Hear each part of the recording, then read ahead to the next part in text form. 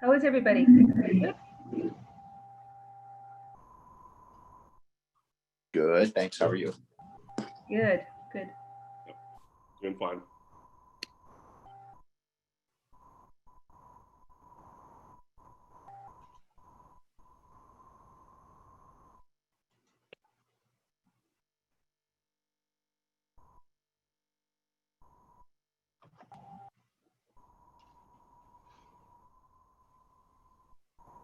Hey Josh, can we test your sound? Oh, never mind, you're not connected yet. Now let's test it.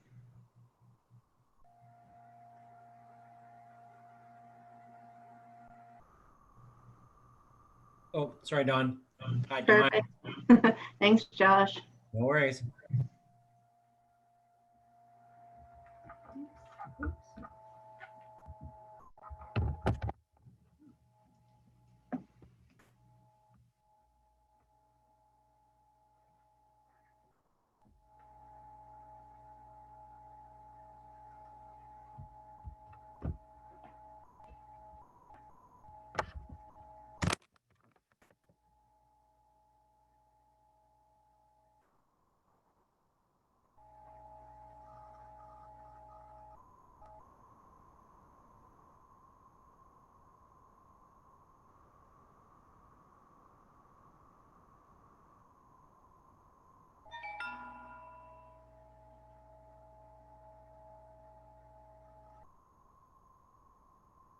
Okay, good afternoon, everyone. I'd like to welcome you to the City of Warman Committee of the Whole. It is June 15th, and we are set to call our meeting to order. Approval of the agenda.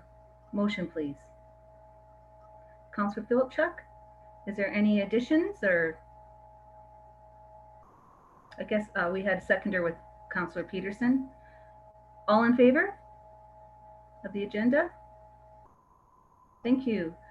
Richard, I can't see you. So if you would like to put your camera on so I can see you. Mayor Spence, Richard isn't going to be able to attend until about 1:30. Oh, that's right. Okay, thank you. You're welcome. Okay. So let's move down to administration reports, and we'll start with our city manager. City Manager Smith, please. Your floor is yours. Thank you, Your Worship. I'm pleased to provide two reports to City Council for information regarding a couple items that require input and direction. One is the Municipal Economic Enhancement Program. I've attached a report as Appendix A, a copy of the report regarding the MEEP program to provide support to municipalities and their investment in infrastructure and assist in stimulating the economy, which was unveiled by the province in May.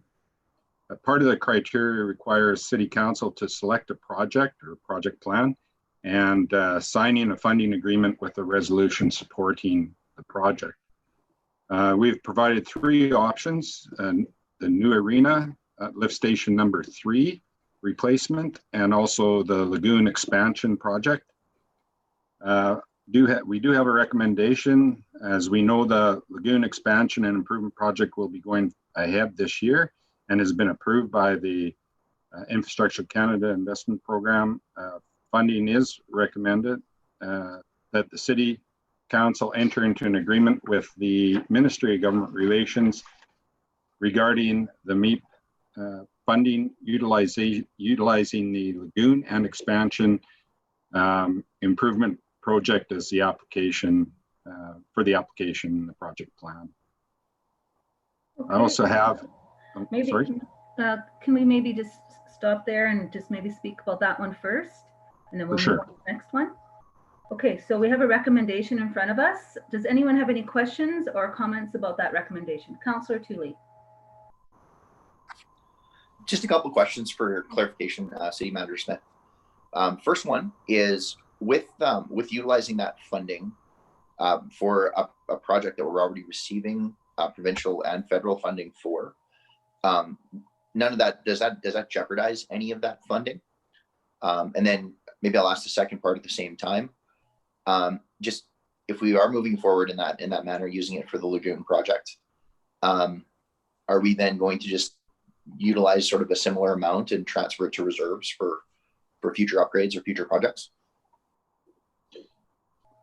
In answer to the first one, yes, they have. The province has indicated that anything that has received ISIP funding would be eligible to use this funding for that project as well. And in your second question, I guess that would be something that council may wish to look at in the future. If we're, having to borrow $4 million, we'd only be borrowing $3 or $2.5 million. Or you could borrow the $4 million and put the MEEP funding into a reserve for a future project if you wished. But it's to help finance a project, which we're asking it project for council's consideration. Okay. Does that answer your questions? Yeah, it does. Thank you. And I think it's just a matter of, it might just be less of an amount that we're going to be financing for that project as opposed to the full amount. Thank you. Correct. Other questions? Councillor Schramm? Yes, City Manager Smith, option number 3, which I didn't realize was available, especially on the lift station 3. And I'm just wondering, because it's been we're dealing with this in your options, that it's many years in the making. So if we don't use the funding for this, for lift station 3, when is lift station 3 going to be looked after and all of the necessary things there that you mentioned? In our 10-year capital plan, we have that scheduled for 2022 is when we're going to be going ahead with the lift station number 3 rebuild or renew. And can we, because you said many years this is going on, so this is 2020, within how urgent is this need for lift station 3 and all of the different things that are needed there? Well, it's all urgent infrastructure. Certainly the lagoon is urgent infrastructure, and that's why we put that one forward first, because of environment regulations as well as capacity. Certainly, when I say over the years, I know that that lift station has been, when we have storm, it runs good until we have an extreme storm event, and then as we saw last week, and then we have to start bringing in vac trucks to assist with the lift because there's just not enough capacity from the wet well to the. I won't get into the lift station, but it certainly needs to be, the wet well needs to be increased in size. The piping has already been put in place to accommodate future expansion of that lift station, but it's just the present system right now gets overwhelmed during a major storm event. So with that in mind, storms are getting more consistent in those big numbers storms. I guess and then we also have lift station 1 and that, and so I'm curious, which comes first, the chicken or the egg? I know we need the lagoon. I understand that. I'm not against it going to the lagoon. I guess I'm concerned about that particular issue being a consistent problem with major storms, and we seem to be putting that off. And I'm just kind of curious as to how we can alleviate that and have some kind of definite fix for that. Well, certainly if you have Jason speak to it as well, but he would like to have it done this year, next year, 2022, because it is a bit of a concern when you have a major event, you're always worried about the lift station getting overwhelmed, and therefore you end up with potentially you could end up with sewage in a basement somewhere along the line as the mains get backed up. But it's like everything else, Councillor Schramm, that, you know, money, if we had the money to do it today, we'd do it today. As you may recall, when we went through the 10-year capital budget, we had, you know, what we felt was a plan of everything that was needed, yet it was still, you know, I think it was a 4% increase in taxes to achieve that. And so we even moved stuff back from that. So it's just one of those, if we could fix everything, we certainly would, but we also have to look at the finances of it. Okay. Councillor Filchuk? I'm just going to carry on a little bit of what Councillor Tooley had talked about, and a little bit more tied to the hockey rink. I know it's probably the same answer. If you had money, you'd be building it right now. But it comes down to now you have a set amount of money that you're going to be putting towards the project that you never really had budgeted before. The hockey rink, the extra rink being one of those areas that again, was one that we were looking at, maybe applying it towards that, if we could maybe accelerate or maybe even have happen where we did get the funding. You noted that that wasn't going to change anything. It's different departments. So I'm okay with that, understanding it. But knowing that that money is available, is I guess it's just to consider it for also the hockey rink, which is really, Councillor Schramm's was just a little different focus. So I don't even really need an answer. I just want to point it out that having that money there, knowing that I think the only place we can put it right now to guarantee we get it is the lagoon. And because that's the only one that we know will be done and on its way. So we need to get the money. It's just, and that is something we're doing anyway. So I think that's our only answer for right now, but knowing that those other projects are big to all of us around the table. Okay, yes, that's a good point, Councillor Filchuk. I guess in my mind, I would think that if the Legends project, we only needed that amount of money, but we need 8 times more than that. So it's just kind of a drop in the bucket. So that's, unless you can acquire funds from elsewhere, that's not where I would put it at all. I think that in your hard infrastructure, it's where we're already doing projects is probably a much better place to put it. So I do think administration has thought long and hard, and I do support their recommendation at this time, because again, the other projects are going to cost a whole lot more than what we're getting. So is there any other comments? Okay. Oh, Councillor Schramm. I just want to reiterate that I'm not against the money going to the lagoon, because I think it's necessary.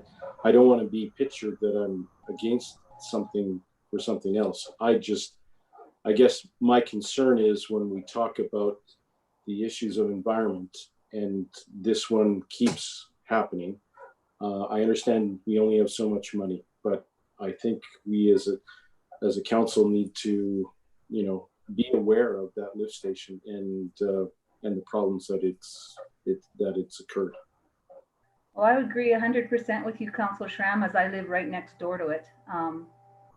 I've wanted to see something done with lift station number 3 for a long time, because whenever there is any sort of rain event, not even a big one, we have vacuum trucks there. So that is my life. That is my neighbor's life. And it is a worry for all of us that live in this area. So I appreciate you bringing that up. And I also appreciate the fact that that is a line item that has been identified. And I'm just hoping once I'm not here to harp on it, it's not going to get moved on farther than where it's scheduled right now. So that's just my comments, because we just had vacuum pumps here last week. So it's fresh in my mind. We were there for 10 hours. I will keep going at it, Your Worship, because it is something that needs to be done. Thank you. Yeah, you're right, Jason. You guys were there for the brunt of the day, and they're very attentive. As soon as the rainfalls come, the trucks come in too. So they are keeping close eyes on it. But as neighbors, It is really difficult. It really is. So Yeah, no, we understand, and I definitely approve of Councillor Schramm's speaking up to that too. It's something that we cringe as we see the storms coming. We're like, oh boy, and we're starting to look out and prepare. So. Okay, next item. Hey, Your Worship, the other item I have is the RCMP multi-year plan. There's the annual adoption of the RCMP plan, which is a planning tool designed to identify strategies and forecast expenditures over the next 5 years to ensure that adequate and effective municipal policing is provided in Warman by the RCMP. Each year, the RCMP Division Administration prepares the report and submits it to the City of Warman for discussion and ultimate endorsement. And as noted in the report, which is attached, there will be no financial impact for the 2020 operating budget. So therefore, it's recommended that the RCMP Municipal Police Service multi-year plan for April 1st, 2021 to March 31st, 2026 be presented at the next regular meeting of council for consideration, and the mayor be authorized to sign the agreement. Okay, thank you. Councillor Schramm. Yeah, in reading that that agreement, a couple of things concern me, and I guess I guess we need to be prepared for it. And that is, one was the wages that they say that they can't predict, and that the municipality needs to prepare for that eventuality of the wage increase, of which they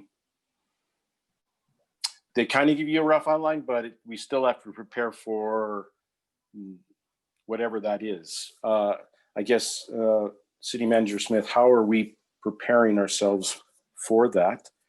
And then the second thing is, part of the agreement is that we would pay for their things that they use. And I guess one of the things that isn't mentioned in there is body cams. And our Prime Minister said that that would be a focus for the RCMP. And where is, I guess maybe this was done before that took place, but where does that fit into this agreement?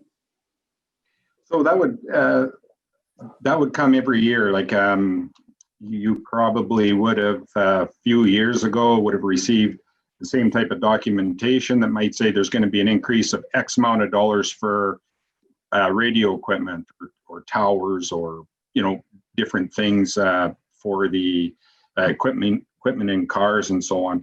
That would be added into your the direct costs, and they would each year they accommodate for that. So it's usually based on knowns though, and they say prepare for it. I think what they're saying is this may be coming, so next year you might get.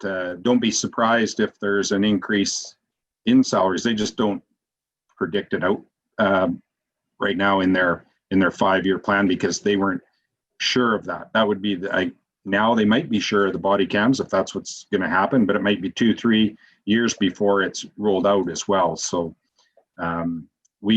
whatever the division provides us as accurate as they can, that's what's presented in the report and what we present to council. So the issue of the salaries, though, is not something that we have to worry. Like, we only worry about it when we're going to do next year's budget, or the next council does next year's budget. We don't have to prepare for that now. Is that what you're saying? Well, I guess you could. We could be, in the budget. Of course, the budget's very thin, as we all know already. But you could prepare by adding an extra 4% onto our existing budget in anticipation that we may get extra cost at some point in time in the future. But we haven't done that because we've actually done better than our budget. So I think we do have some capacity there. And what I say in regards to that is we have 9 members is what we've established. However, not very often have they met the 9-member requirement. It might be 7.8 members because somebody's off on leave of some kind, so we don't have to pay for that individual. So there's some capacity there each year. So we don't feel that it would be necessary to put in more money into the budget when we're already coming in under budget. But certainly, you know, if there was a concern there, we would bring it forward to council. We just don't see it. And in our 2020 report or budget, we feel that even with these changes that are anticipated, some of them are actually smaller or less money. So it's a bit unpredictable, but I think we're going to be, I don't think we're going to be surprised by anything if Councillor Sean. Okay, thank you. Other questions? Okay, thank you. You're welcome. Okay, moving down to Finance Administration. Amanda? Good afternoon, Mayor and Council. I don't have any action items in my report for you today. It's all just informational items. So I guess I'll just ask if anybody has any questions. Okay. Councillor Pilchuk? Okay. Just one question on the let me get to it here.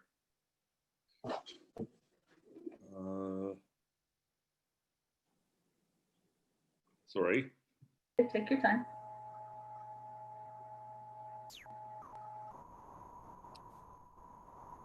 Okay, the PAP.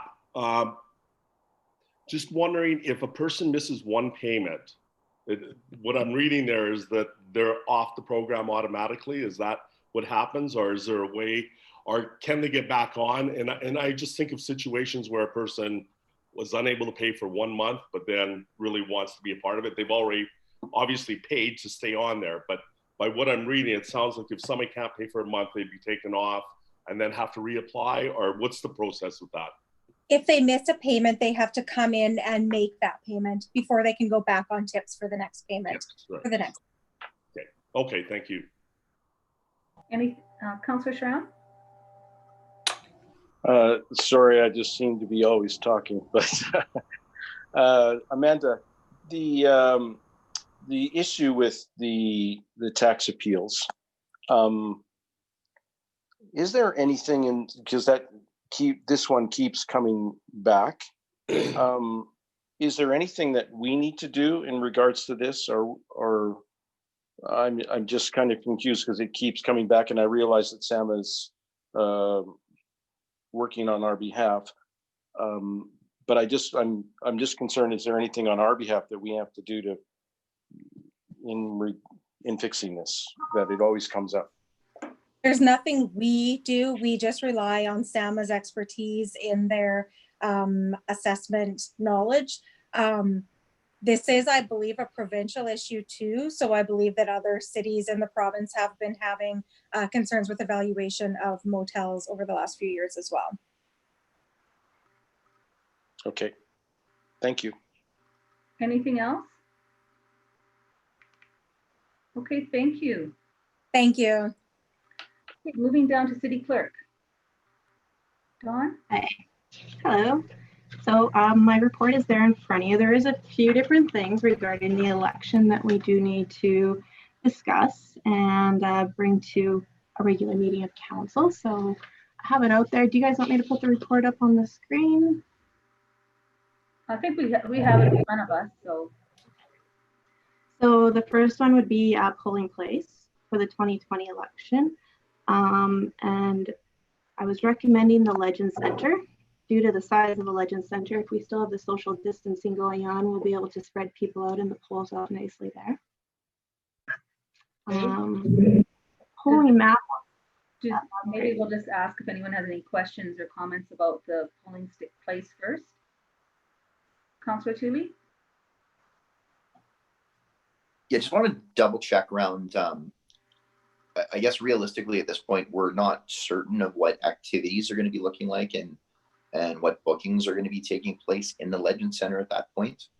But I'm just kind of wondering how that's going to impact, I guess, sort of any of the user groups that would be utilizing that space on the election day. It actually, the Legend Center was booked for a little while already, so they would have been doing scheduling around this date at this time. It's the gymnasium that we would be using. Okay. Any other comments about place? Councillor Felchuk?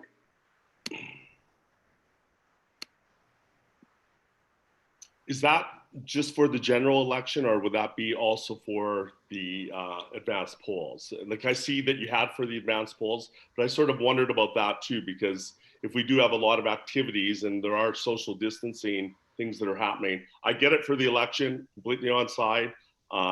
And it sounds like even it's coming down for the provincial election that they're going to close schools potentially, just that they don't want people around. So they're giving a lot more leeway for that type of stuff to happen on the provincial day.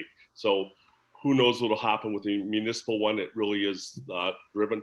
But I'm wondering about maybe use of the Brian King Center potentially for the advanced polls. And I just because of the amount of action that might be around as we're doing other activities. And I throw it out there. I don't know. I just something to think about.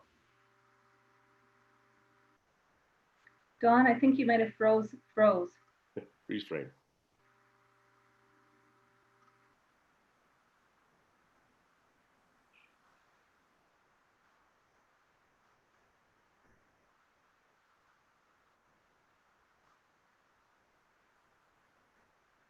City Hall needs fiber.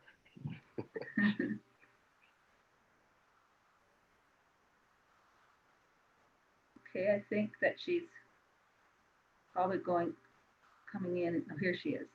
Okay.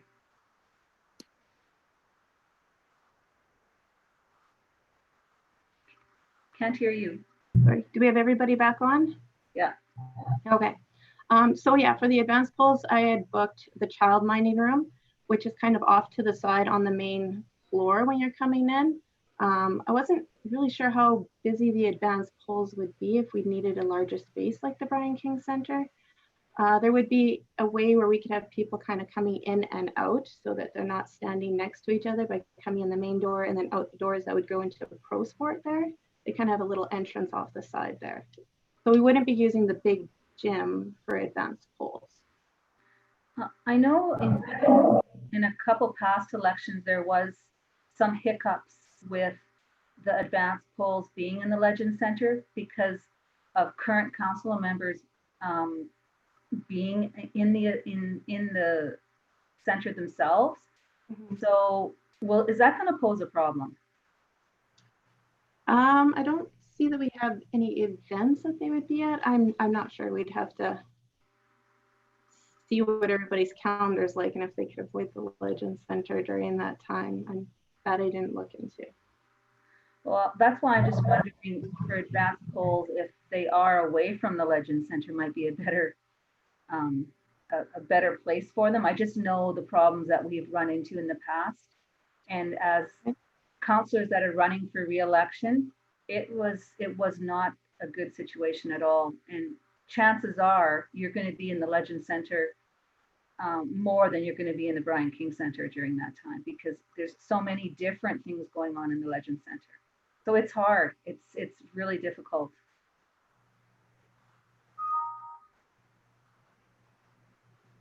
Any other comments? Or okay. The polling map. So we're okay with it for the main election though, using the Legend Center? Yeah. Okay. The polling map was something that was brought up in the past election report. It was recommended to kind of split zone one, poll zone one, into two sections. But after going through a lot of notes and stuff, I was under the impression that it was due to the counting of the ballots and combining the advanced polls with polling section one. With us using the vote tabulating machines, I don't think we should have an issue with the counting of the ballots. And after considering it, I thought maybe just leave it the same as the 2016 election map. But again, open for suggestions and comments. Okay, is there any comments with that one? Okay, not hearing any. Okay. Criminal record check was something else to be brought into if council approves the recommendation of not requiring a criminal record check. The criminal record check is basically just based upon somebody's name. So if they have somebody with a common name, there could be stuff that could come up that isn't necessarily to do with them themselves. It's not done based on fingerprints. And traditionally in the past, we have not required a criminal record check. Does any place else require them? From the City Clerks Association, there hasn't been anybody that requires a criminal record check. Okay. Any comments there? Okay, next item. Are we doing nominations? So one thing that has changed again is they no longer require the occupation to be listed in your nomination or on the ballots. There's a couple reasonings there. One is retired. Some people are retired and then they mark that on their ballots or as their occupation. Sometimes the characters of the occupation is super long and it's hard to see it on the ballot. And it also may give one candidate an advantage over another one if people are voting just based upon that. So it has been taken off the nomination forms. We can by resolution put it back on. If we're happy with it being off, it can stay off. Councillor Philp. The only thing I was reading in there, it's not required, but is it not allowed? I guess would be, there's a difference because not required means some can do it and some don't, but it wouldn't be on the ballot is what you're saying, which is the same for everyone, which would be fine. Yeah, it wouldn't be on the ballots and it wouldn't be on their nomination papers either that we post up for everybody to see. Okay, there'd be no spot for that. Okay, yeah. It'd be gone. Thank you. Yeah. Okay, next item. Ballots. And that would be how we'd like to put the order of the names on the ballots. My suggestion was to pull them out of a reciprocal and just random order on there so we don't have alphabetical. And this is something that council must decide upon as well. What are they doing in other places? It's a mix. There's some that do it alphabetically because you can do that. That's option one. Or there's others who are pulling from the reciprocal as well, like pulling it from a hat and listing them on there as well. Rotating ballots is something that nobody is considering. That is the other option, but it's quite costly because you have to reprint all the ballots in a rotational order. So the cost gets quite a bit higher, but either alphabetical or pulling the names and putting them in the order that they are pulled is the same price. No additional costs. Does anybody have comments on the Councillor Schramm? Yes, I'm just wondering, due to the fact we are using machines and we're already creating a difference, would creating them to be out non-alphabetical create a little bit more learning curve for some of our older residents? I'm just wondering if that was brought up in your deliberations. And I didn't hear any concerns about that myself.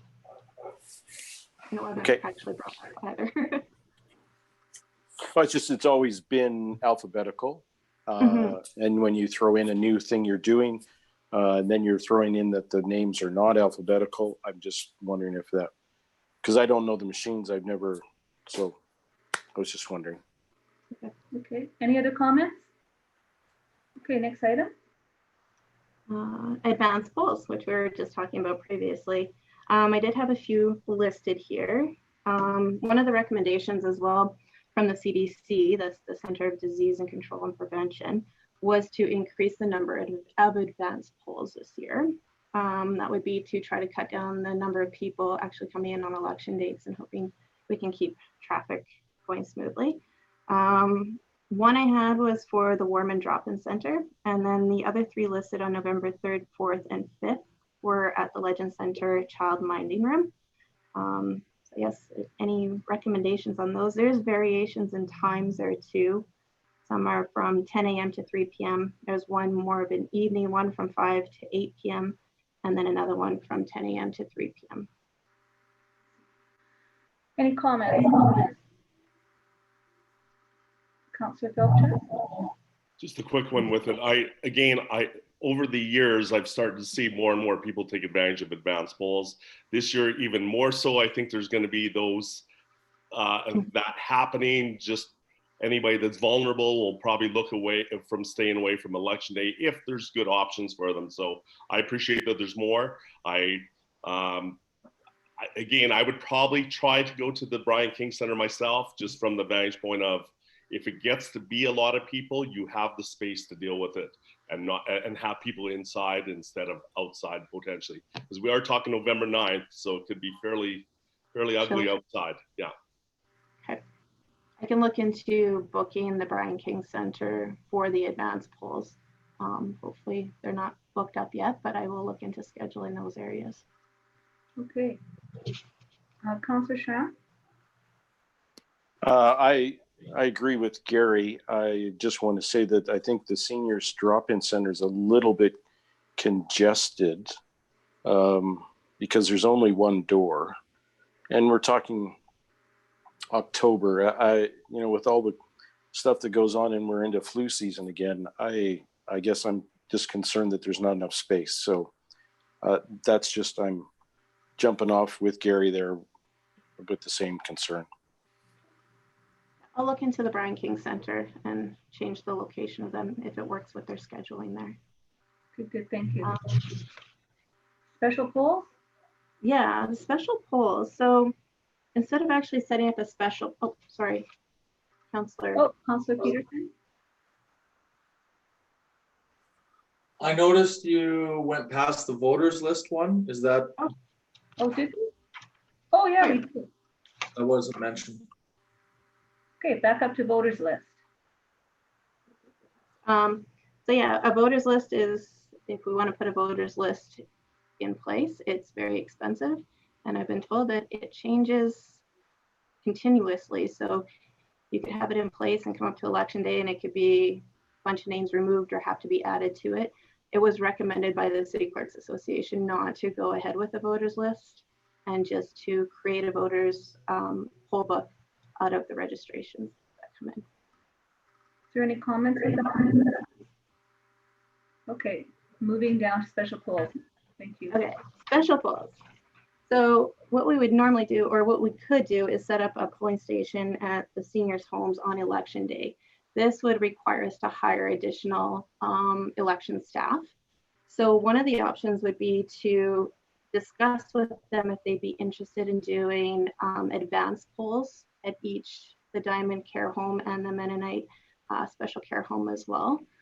We'd come in for a few hours to each one and give the residents a chance to vote in there in an advanced poll setting. Again, with the COVID-19 situation going on, it would really have to be closer to the time to see if that would work with them, if SHA lifts some of their regulations and we're all right to be in there. The other thing would be to work with them to implement our mail-in ballot option for the residents as well. So that was my thoughts on the special poll area. I'd like to be able to get them in there and get their votes, but we don't want to risk their health either. Yeah, and the fall is flu season, but no, that's good to be thinking about this. Councillor Philipchuk?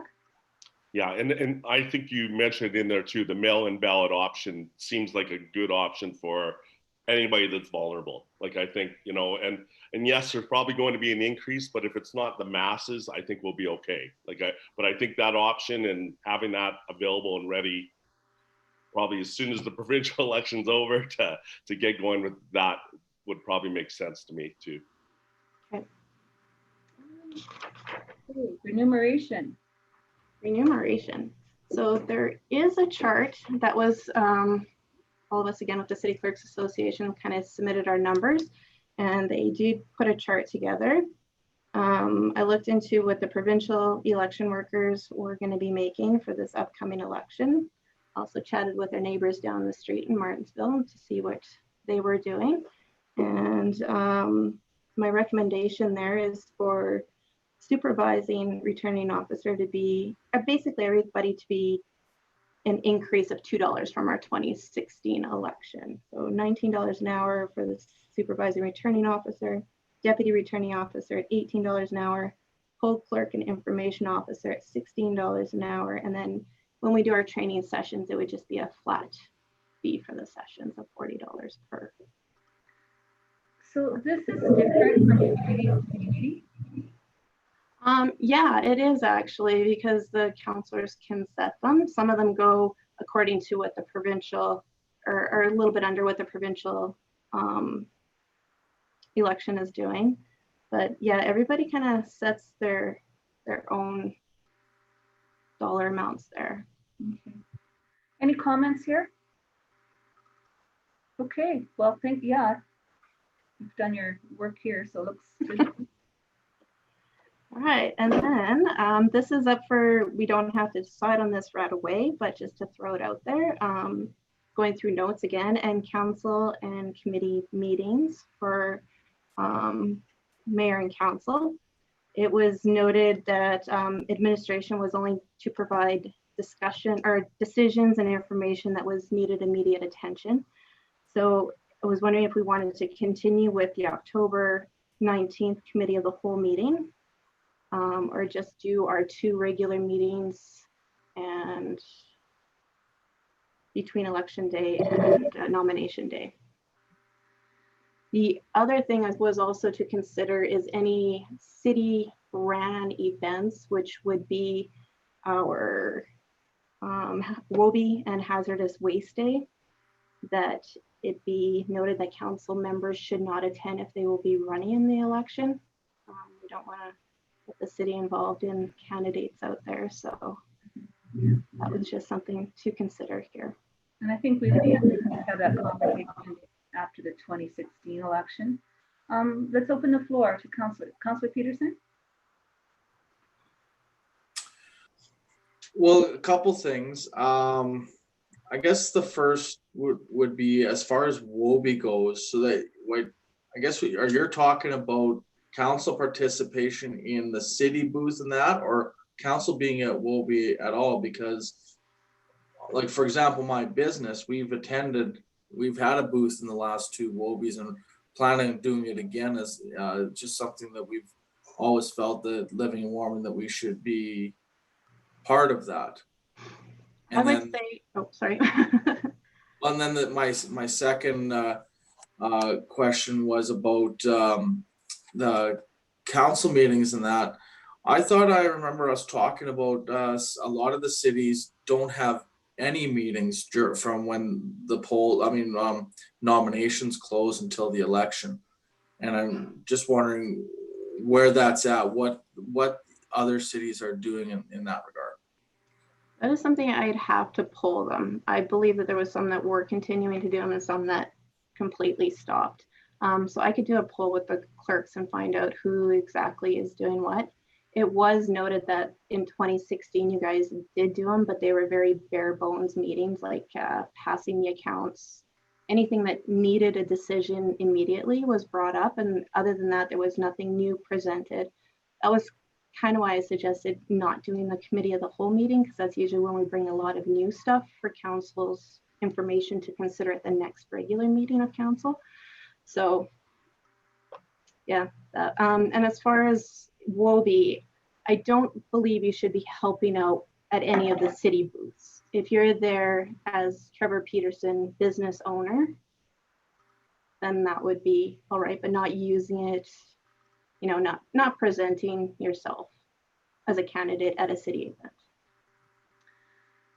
And we do have to remember that even though it's an election, there still is, the city still is moving on. And so I think to not have any council meetings, I think you still need to do some business. So whether it's bare bones and not any new initiatives, I can agree with that, but I think having nothing would be a detriment.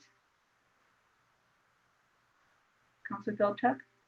Yeah, I was going to say that too. I support with what you're bringing up too, that no committee of the whole, but regular meetings, because it's ultimately the regular meetings that where the decisions are made that allow administration to do their work in a timely fashion. So the city doesn't stop, and as we can tell, 1 month can make a big difference on many decisions. So I think we're better to plan for regular council meetings and they're public meetings, and you know, the focus is dealing with business that needs to be dealt with.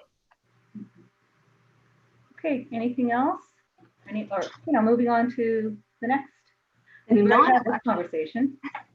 Actually, the non-election stuff was my last thing on the agenda. It's like, when are we going to sit back at council chambers? So there's a couple different options there. In my report, practicing social distancing, if we want to wear face masks, have some people join via Zoom, have some people actually in chambers so we can keep the distance, when you guys would like to come back. So we did have this conversation after our last meeting, and we kind of said that we would come back in July. I know Dawn and I have looked at council chambers. It is a little tight in there. The last meeting in June, I do plan to be in the council chambers, and if maybe a couple councilors want to be in there, that might be a good idea, because we would like to do something special at that meeting. But that might be a good meeting where half come and half stay or do the Zoom portion. But I think we did say July we would come back. Councillor Peterson, you had your hand up first, and Councillor Philipchuk. I'm just wondering if we have some of the bigger boardrooms in that where we can spread out a little more, where we might want to look at that first for the at least the first meeting or two, and see how that goes. Where would that be? Like, what are you thinking, Trevor? Like, are you thinking like outside of City Hall, or? Well, we have the one boardroom in the back, and I know that's not ideal if it's open to the public to have people coming in there. But there's also that big boardroom at the Legends Center, and you can spread out quite well in there. The other option is maybe to set up, I know it's not the most comfortable option, but maybe you set up in a bigger, wider room in one of the meeting rooms or something with some tables and spread out there at the Legends Center. But the idea being is you can spread out quite a bit and keep with the practice of social distancing while still offering that in face-to-face and more seemingly to bring back a little more of our normal. Councillor Philipchuk? I guess the concern I have with going back partially is how our internet turns out to be. I'm seeing, when I'm seeing our city clerk already freeze today, and but you start you're at home or you're at the office? At office. Okay, but if I just Zoom does not work well with a few people in the same room. I've been involved with a few meetings where that's happening. It gets a little wonky. So I think in some ways we all have to try and be there. If one's there, it's easy. But if it starts getting a whole bunch or a few, I'm just not sure how it goes back and forth. Maybe it's something that has to be tested, and making sure that how we can do that in an appropriate way that doesn't come across so fragmented. Right. Councillor Schramm? My question is, I know from some of the guidelines, and I'm only working with the one I have with my place of employment, and that is moving people, going through one door and going to another door. There's only one door in the council room. So I'm a little concerned about the fact that we may come back, but we still have to follow other rules, not just the social distancing, but how to move people. And our council chamber doesn't allow for that. So that's my concern. Councillor Tooley? I would actually, in some ways, I guess, reflect what Councillor Philipchuk and Councillor Peterson were both talking about. One is I think the meetings lose, I think, a little bit of their, maybe a little bit of the purpose if some of the councils on video and some of them are live. I think the ones that are available through video, I think that loses something. In this environment, we're sort of all in that same boat. But I think if we're kind of some in, some out, I think there is a disadvantage for the ones that are maybe not in the room. The other thing is, and this one might be an option, is and it would allow for a lot of physical distancing, and it would allow for public to be able to come in and be physically distanced as well. Might be Brian King Center, if we don't have a lot of bookings in that particular facility for a while, and that would allow, you know, tables to be spread out quite well, and would allow sort of a nice layout to be set up for the meetings. Any other comments? Okay, so you've got a whole lot of food for thought there, Dawn. Thank you. So July would be the soonest that we would come all back together, right? Just so I have. Okay. And I'll look into some of the other options to get us together, but distant. Okay. And then for the last one in June, I will be at City Hall. So I'll go myself and you guys will be on Zoom. So it'll just be like I'll be from just a different room. And we will be inviting Janelle to come into that meeting at one point. So either she can be in another room as well, but that's what the plan for that meeting is. Okay. All right. Anything else, Dawn? No, that's it for me. Thank you. Oh, Councillor Tooley? Sorry, I just when you just mentioned Janelle, it kind of made me think what I don't know if we've talked about it at any point or if there's been anything come forward yet, but what about a student council position for next year? We haven't talked about it, but I think that we will. Just under the circumstances, they normally have a retreat, and that's where some of their student leadership puts names forward. So we'll have to be in, or Dawn will have to be in touch with the teacher representative, and we'll have to go from there. Sound good, Dawn? yep, sounds good. Okay, good. Right. It is a strange year. Okay, nothing else. Let's move down to planning. Thank you, Mayor Spence, members of council. A big chunk of my report today is for information. I've provided updated permits. I apologize that the values of construction were not included. We'll make sure that we get those out to you for next month.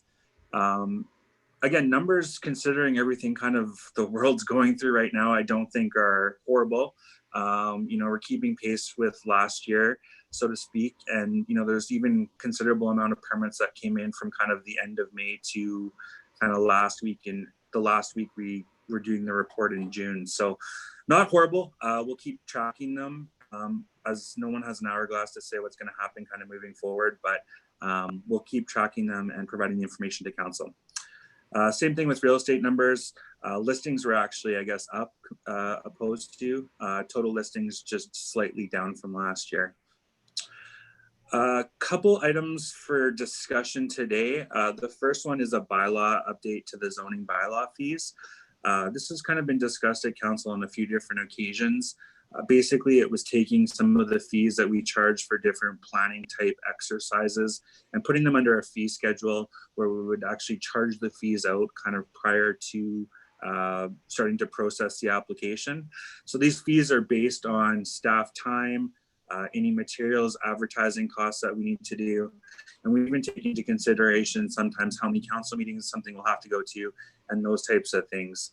We've also done a bit of an analysis internally just with what other municipalities are charging in terms of fees, just to make sure that none of the fees that we were proposing are out of I guess, whack with the rest of the region. It should be noted, all of these fees with the exception of the OCP and zoning bylaw fees, and the changes to the parking and leave fees are already fees we already charge. There's no increase proposed for any of the building application fees or discretionary use changes type fees that we typically get on a regular basis. So I guess I'll leave that one if there's any questions. Okay, is there questions out there? Councillor Philchuk? Actually, I have one from earlier in your report about the clubhouse, and Sure. And you had down that rain and contractor delays prevented the project from being completed before. How is that one going? Because that one just seemed like it was on halt. Like it just, there was great days and nothing was happening, and just a bit of communication on what's happening.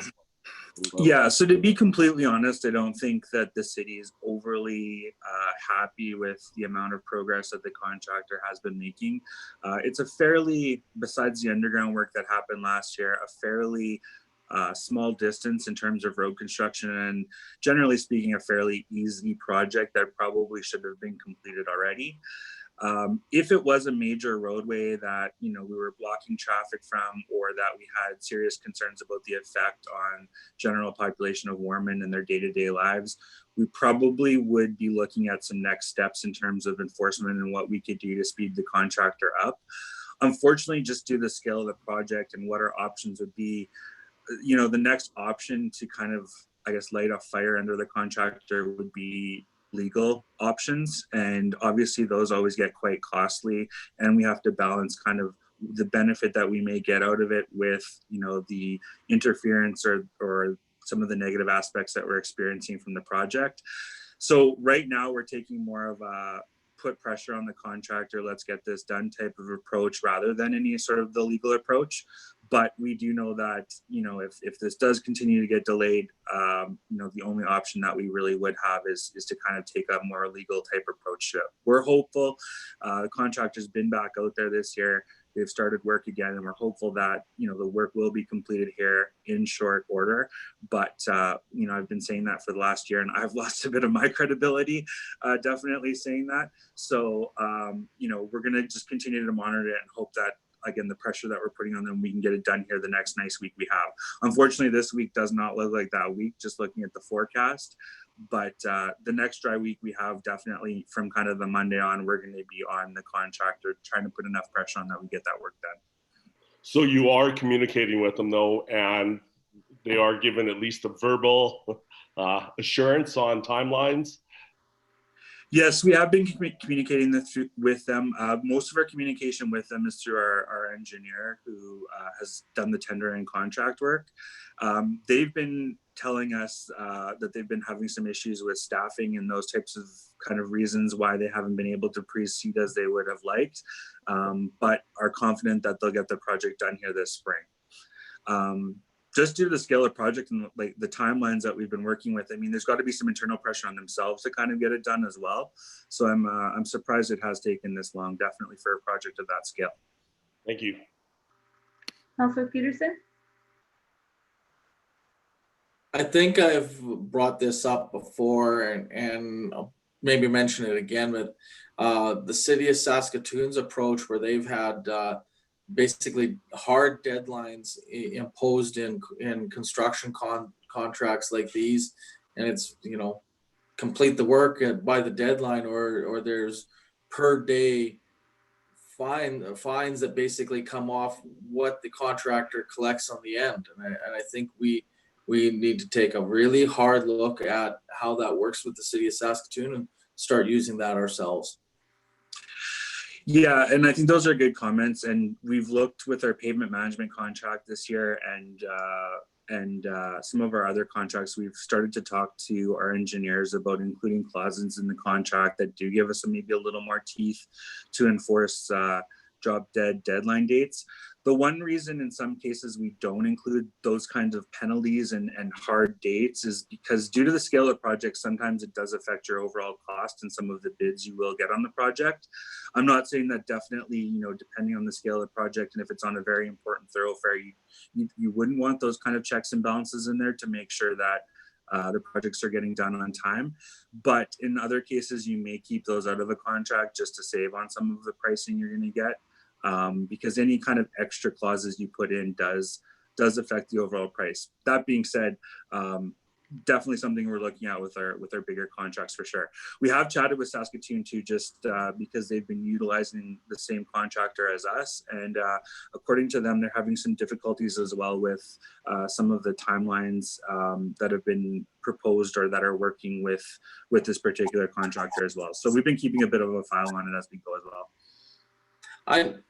I guess like I question why it would affect the pricing, because that would be something that wouldn't be you shouldn't be including in when you put it out for to have bids back, but that you include in the contract when you select the contractor and you sign the contract.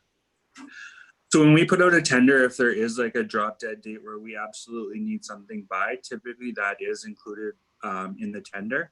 And not in all cases, it would affect the bid price. But if you're, say, having a firm deadline where you need a lot of work done in a fairly short order or short time period, it doesn't offer the contractor the same flexibility to, I guess, fit the work into their schedule, and that may increase prices just in terms of them mobilizing and those other type of things that they need to do within the community. But again, it's not an excuse, and definitely something that we can look at in future contracts for sure, and already are, I should say. Any other comments? Okay. Oh, sorry, Councillor Beck. Yeah, thank you very much. Brad, I actually do have a few questions for you. First one being the Saskatoon Freeway project. This year, I'm just wondering, are we putting any comments forward on this? So in terms of the second phase, I do believe the mayor is still sitting on the steering committee for the project, and I am still part of the technical committee. So if there are issues that we flag that we feel are of importance to Warman, we still have the ability to comment on. I guess my comments in the report were just that due to kind of the area that they're going to be focusing on with phase 2, there's not some of the same number of concerns or questions that we may have as when we were dealing with this first phase and access to North Saskatoon. Because like I guess for me, one of the concerns there would be, let's say, how the heavy, traffic would be dealt with. Certainly between us and Saskatoon, there's a few large shippers in there. Probably the most notable, Q Line.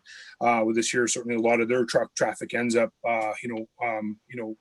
exiting up onto Highway 11 there, and I guess like that, certainly has the very large potential of anybody wanting to bypass to the east side of Saskatoon, let's say, certainly like a high volume, component there for the heavy haul, let's say industry and whatnot. And also when you look at that North Saskatoon district there, certainly like there is, a lot of industrial components there and whatnot. So I don't know. I mean, to me, certainly like the interchange from Highway 11, where that connects to that second phase to get down to Highway 41, I think is actually rather important for us to make sure that there does hit appropriate targets and certainly volumes to make sure that that it would be safe for Warman residents to enter like the north part of Saskatoon there. So I don't know. I mean, with this year, I think I'd like to see a little bit of a closer, let's say like a closer eye on that, and certainly have some type of input on that particular aspect. And yeah, I mean, I guess I can't speak for Mayor Spence, but definitely I'm still attending kind of all of the meetings, and any kind of major red flags definitely will bring up. In addition, we're still planning on kind of being part of all of the engagement. Just in terms of the area that we're talking, phase 2 includes the bridge and then anything east to Highway 41. So anything, in terms of exiting off of Highway 11 onto Perimeter Road or entering Saskatoon on Wanuskewin was kind of in the schematic range dealt with through phase 1. Okay. But definitely, I mean, your point's well taken, and we are still going to continue to be part of the committees and definitely bring up Warman issues or concerns or questions that we have as we kind of go along, and keep the rest of council apprised of anything happening. And just to add to that, on that committee, there is representation from the other communities and also from the RM, also from the Saskatoon business community.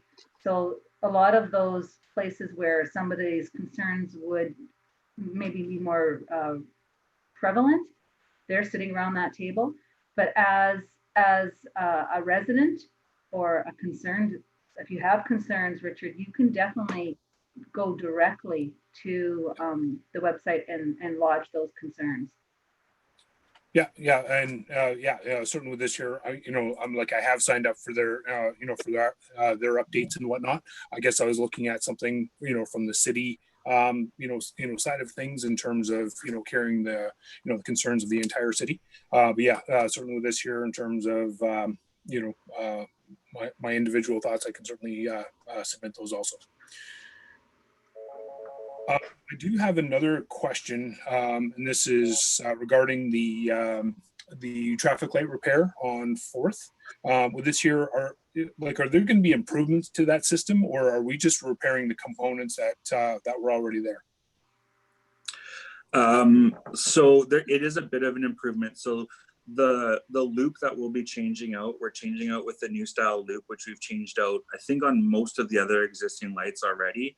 The initial loop that was installed did seem to fail fairly quickly, and so Public Works did spec out a different kind of loop, which we've had a lot better experience with in terms of longevity. It's the last loop we have in stock. So the plan is, with the new set of lights that we're installing at Pebble Beach and Centennial, we're planning to go to the cameras so that we get away from the loop product, just because of our experience on that.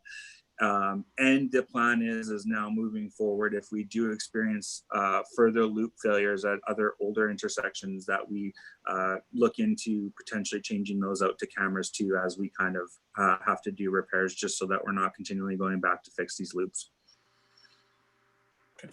So I guess the answer to your question is it's a similar change out, but it's a bit of an improvement in terms of the quality of loop.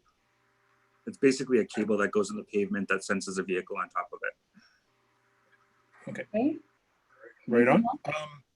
One more question, and this is on bylaw enforcement. So this year, in your comments here, you're talking about remedy actions, and with this year, dependent on the scale of cleanup that might be required, or remediation, that there would be a 1 week to 2 week notice. With this year, I'm just wondering what's the rationale behind what would be 1 week and what would be 2 weeks? Because I don't recall that being recorded in any bylaws in terms of how that enforcement would certainly be done. Yeah, and I don't think anywhere in our bylaws it specifies timelines when we're dealing with notice to property owners. There's some stuff in the legislation just about providing them with ample time to clean up. And again, it depends on type of the scale. Typically, when we're dealing with a property that just needs weeds cut down or the grass is too high, we'll give them a week. If, for example, it's a property that requires significant materials to be hauled away, or there's a lot of debris in the yard that requires more time, we'll provide them with a 2 week. In addition, sometimes we'll talk to a homeowner and we'll say, look, we need this cleaned up in a week. And they say, it's just not possible, but if you give me 2 weeks, I can make it happen. And in those cases, we would obviously give them the 2 weeks to remedy it. This is just, when I'm talking the 1 and 2 weeks, this is just the door notices. So when we do the back alley kind of sweep of the city and we put a door notice on door handles, this is just related to those. This isn't related to any of the formal orders or enforcement that we're undertaking on specific properties. Okay. One more question. You provide a comment there about the money received in lieu of parking. I'm just wondering if we might be able to see a report on exactly how much has been collected up to this point. And you do certainly note that there might be some alternatives for us to pursue. Is that something that you'd be able to bring forward to us? Yeah, in my time here, I can maybe think of 1 or 2 cases where we've actually done the parking in lieu of, and the old fee was $710 per stall. So the amount that we've collected is fairly minimal. And I guess my comment with, looking at some realistic options is just, if we've got the number set a little more realistically, maybe you look at some different line markings or some, eventually if you've got enough in a reserve to purchase some property to actually turn into some sort of extra parking, those kind of longer term, bigger picture stuff, where, at the 710 a stall, you're probably, a ways off from doing anything substantial under it. But yes, I can work with finance to provide some numbers at the next meeting. I don't think they're great. I think I can only remember one case where we've charged them, or we've allowed them to be charged in lieu of parking. in my time here. And you've been here a while. I actually think it was the property across the street from City Hall, and because that development never actually went forward, I don't think we actually collected on them. But I will do analysis and get back to you at the next meeting. Okay. Excellent. And then I guess just my final question would be the request that we have for storage on vacant residential lots. Certainly with this year, it looks like this year, I believe that this person is going to be presenting at our next council meeting, is it? Or our next committee meeting? Well, actually, they were wanting to, they weren't quite sure, I guess, how the process works. And so they submitted the attached kind of informal copy of their request. And we talked to him and said, if we provide this to council, get some initial comments, obviously administration's recommendation is that we don't open this up. But we, have this discussion with council, see where everyone's at, get back to you. And then if you have further concerns, maybe look to have you come to a future meeting once we're back in person. That was kind of the thought of the relationship that we've worked out with this particular resident. Well, that's probably a good conversation to have right here. Does anyone else have any other comments about this? Like, I know I'm sure opposed to opening up for storage. Anybody else have comments? Councillor Beck? Yeah, certainly with this year, with this year, like we do, certainly try and keep our properties, within Warman, certainly looking good. We have our bylaw, which is universally applicable across all of our jurisdiction. With this year, I would actually suggest that there's a few other properties that should also be considered to be, on the list to look at. Just whether this one property owner here doesn't feel left out. And I don't know, probably the biggest one that comes to mind is right on the corner of Central Lane, Crystal Springs, that corner lot. Certainly there's quite a few storage items there, and those are beyond bylaw allowances. So, I would certainly agree that, that they're not storage sites, that they are used for residential uses, and that should be followed under enforcement. So I guess that would be my comment going forward.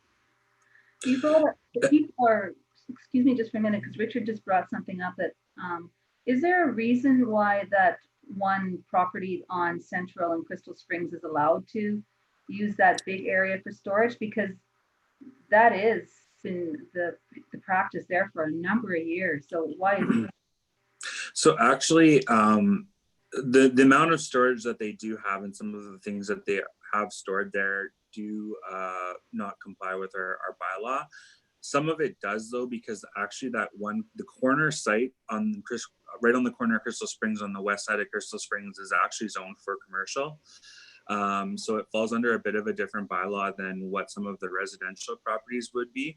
But I do think Councillor Beck does bring up a good point that there are a couple of specifically other residential properties that we would probably be sending a letter to if council wishes for us to hold kind of hard on what our current regulations are for residential properties. In terms of that property on the corner of Crystal Springs, actually driving by it today, kind of had a look at it. It seems like every week there's a few additions to it, and that might be something that we have to look at in relation to what the bylaw allows. There's a couple acreages that are within the city that we've got quite a bit of storage on, and probably should be taking a look at to start maybe the cleanup process or working with those landowners just who have collected stuff over the years, that it might be time to slowly start cleaning some of that stuff up. But it is a bit of a separate bylaw in terms of the commercial versus residential. Okay, thank you. Any other comments? Okay. Oh, Councillor Schramm.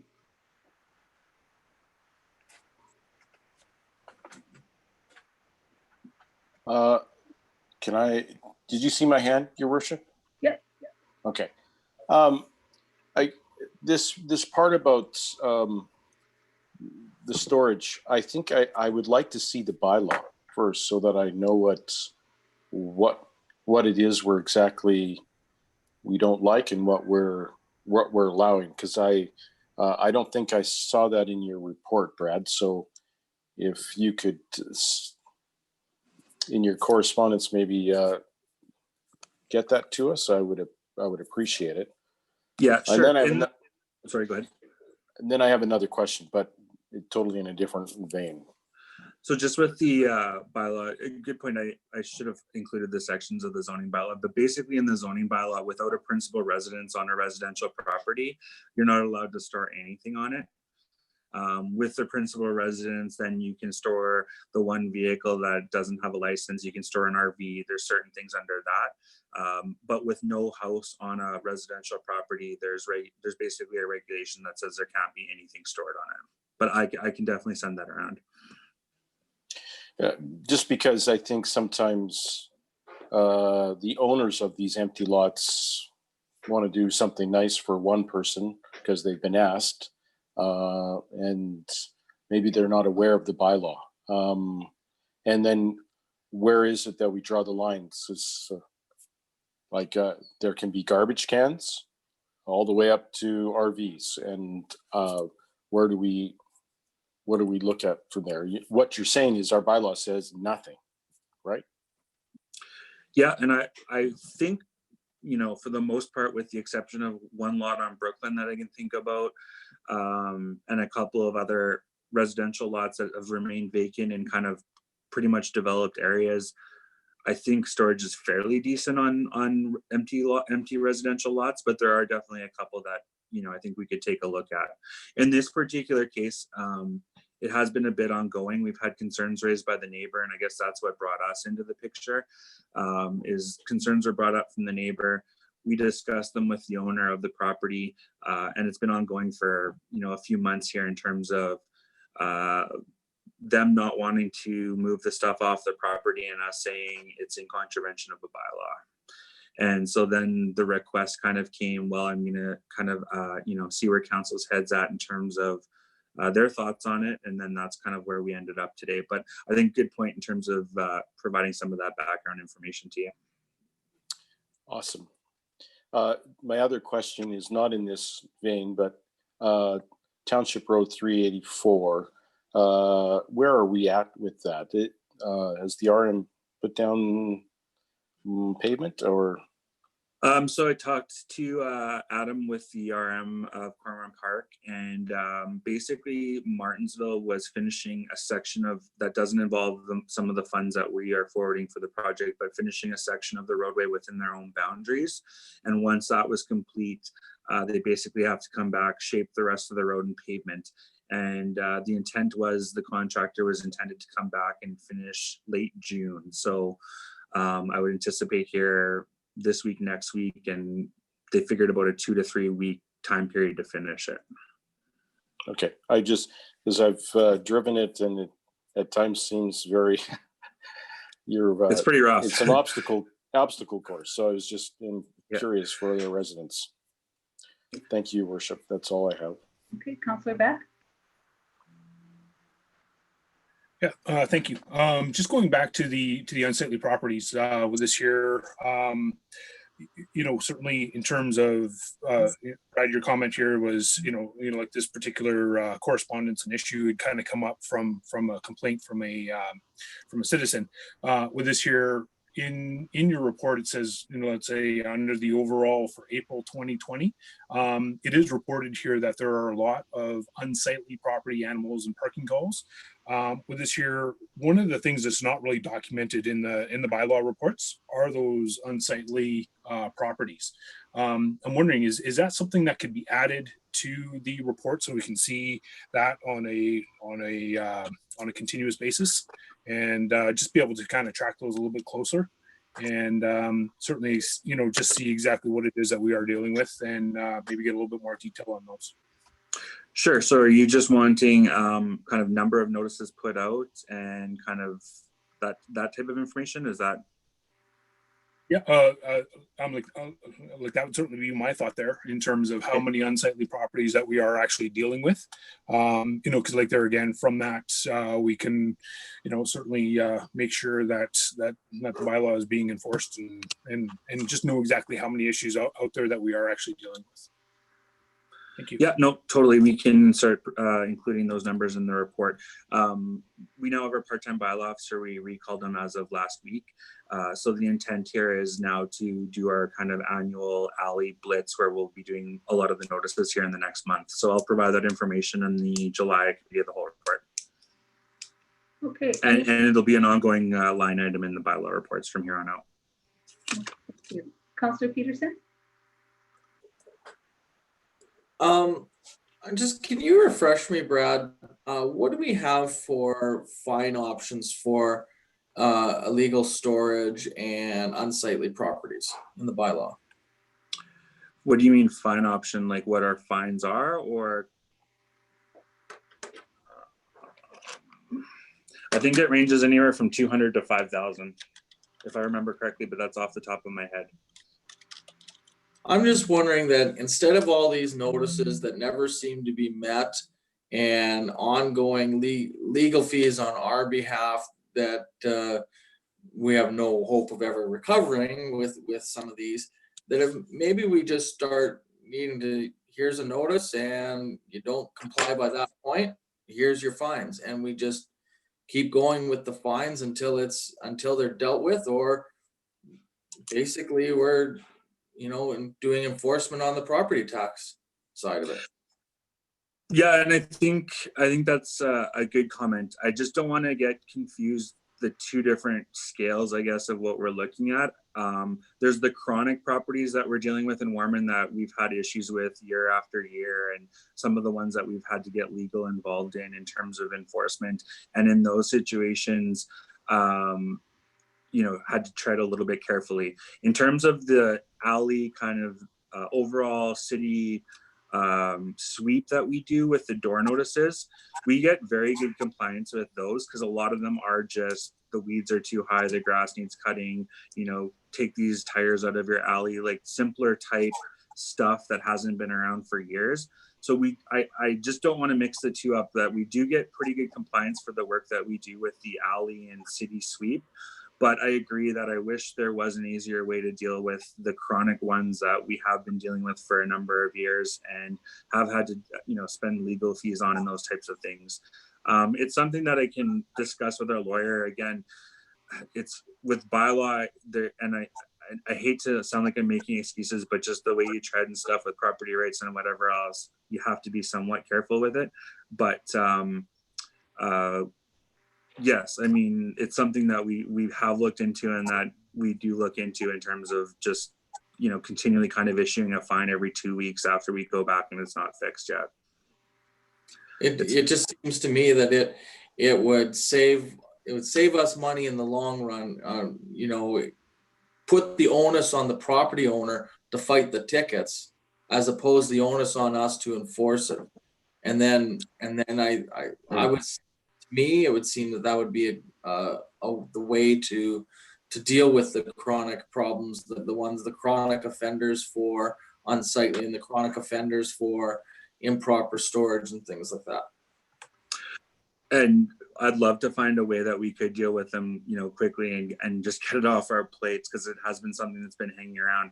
The problem is if they don't choose to pay their tickets, it always ends up at the legal level. No matter what you're doing, you're going to have some sort of court cost with that. But definitely, the next time I'm chatting with our legal about some of this enforcement stuff, what she thinks of that as an option for sure. Okay, thank you, Brad. That's all that you have. Moving on. That's everything for me. Thank you. Okay, moving on to Public Works. Jason. Good afternoon, Madam Mayor and Council.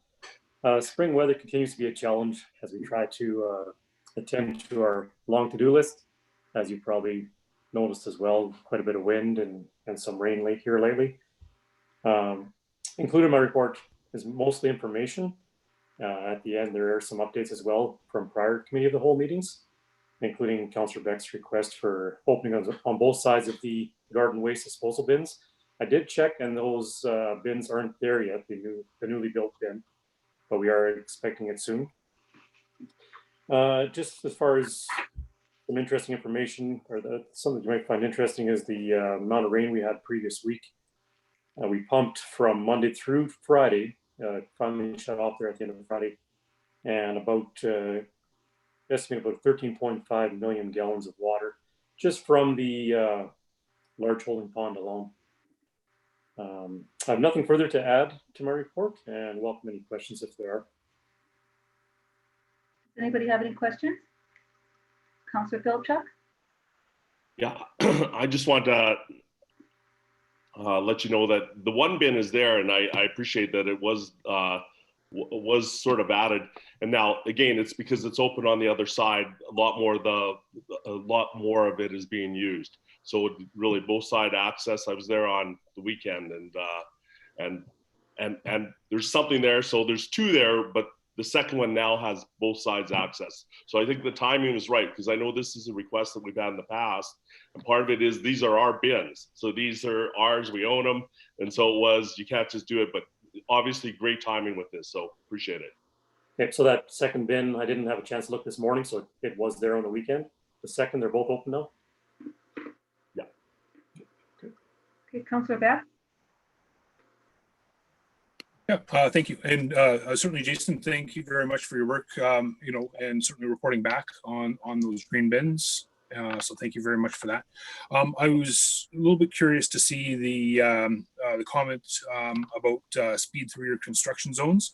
And with this year, I'm looking, I know that we had added the safety lights to a lot of our vehicles for doing road work and things like that. Are those improvements not working? Are there other things that we need to consider for worker safety out there? What are your thoughts and comments on that?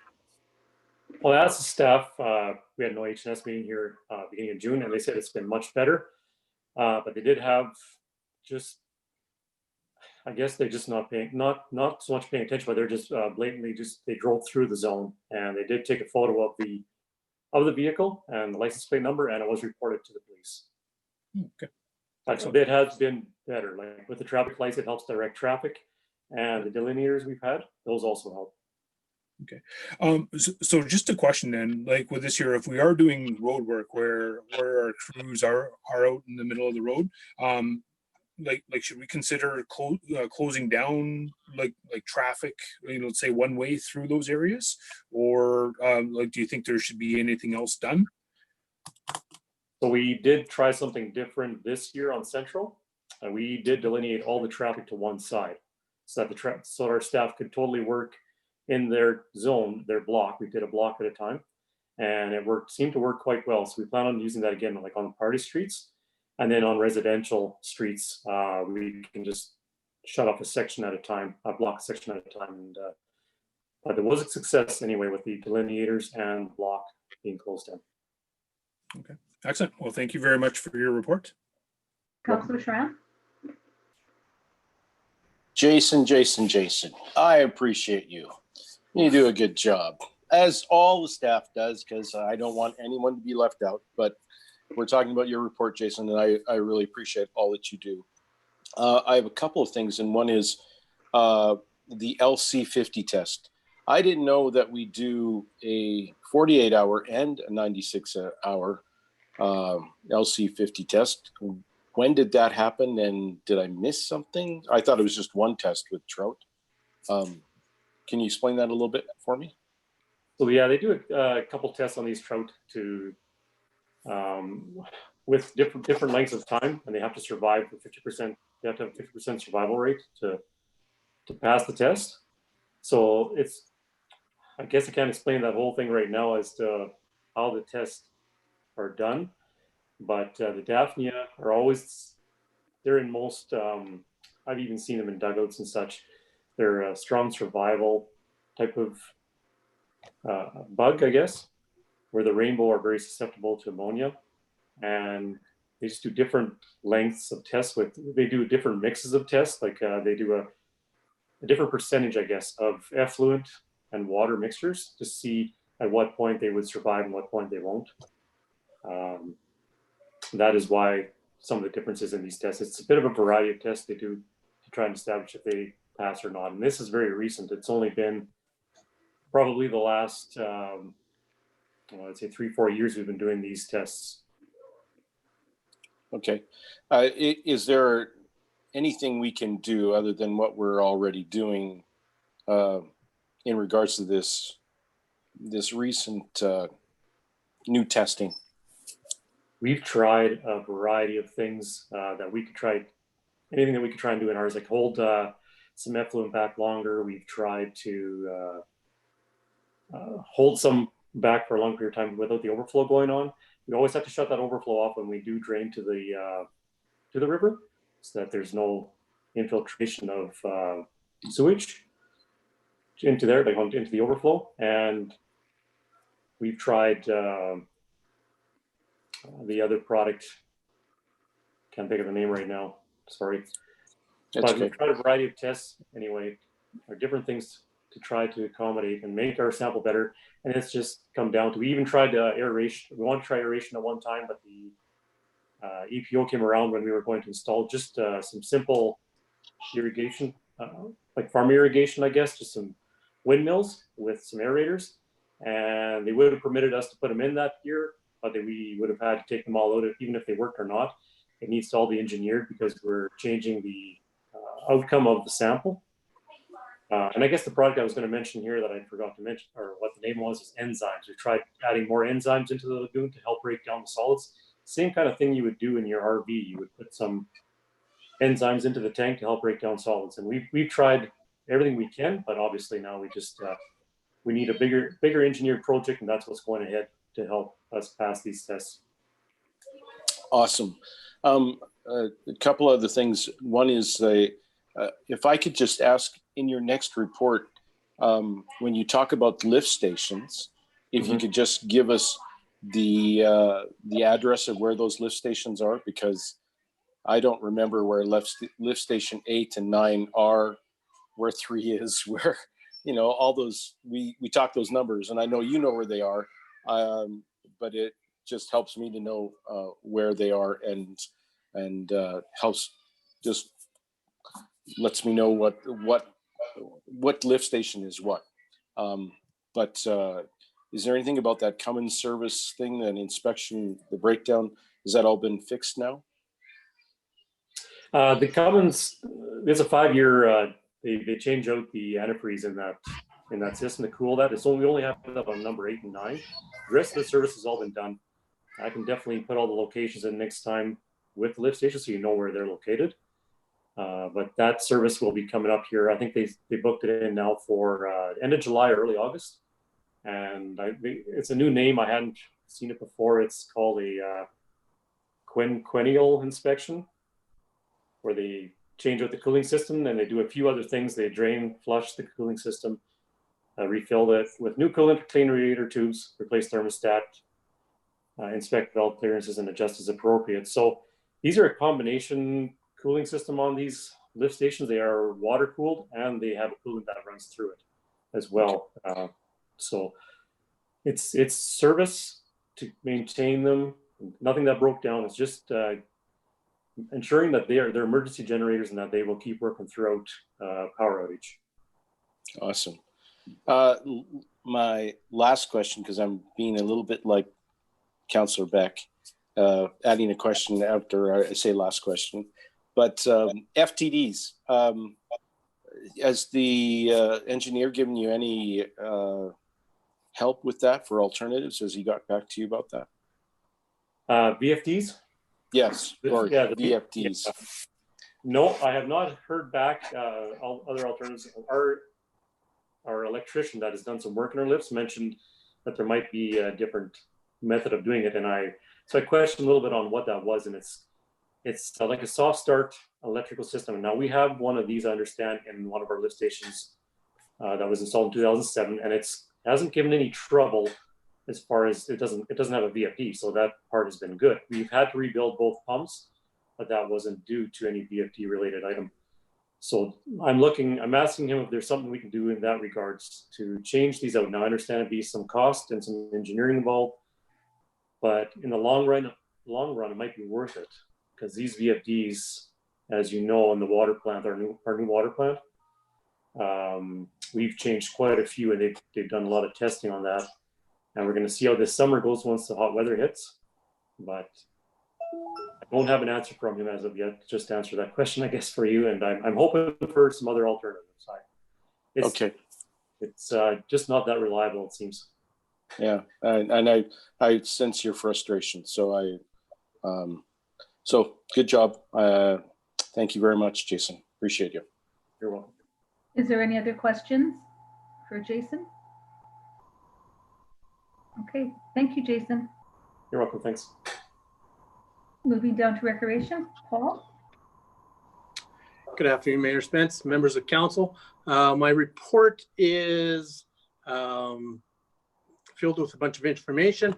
No action items coming out of my report. The one thing I would like to discuss a little bit is the COVID-19 action items that are coming out. Phase 3 was announced last Monday, and really the only effect that it really had on us was the opening of our tennis courts.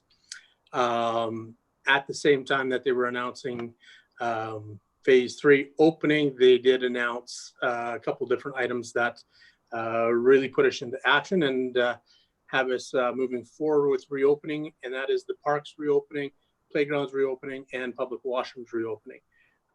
Beaches obviously don't affect us, but we did move along quite nicely, and we did open up on Friday. Playgrounds were super busy Friday when I was around. Saturday, even though it was windy, they were super busy in the morning. So really busy, really good to see people out.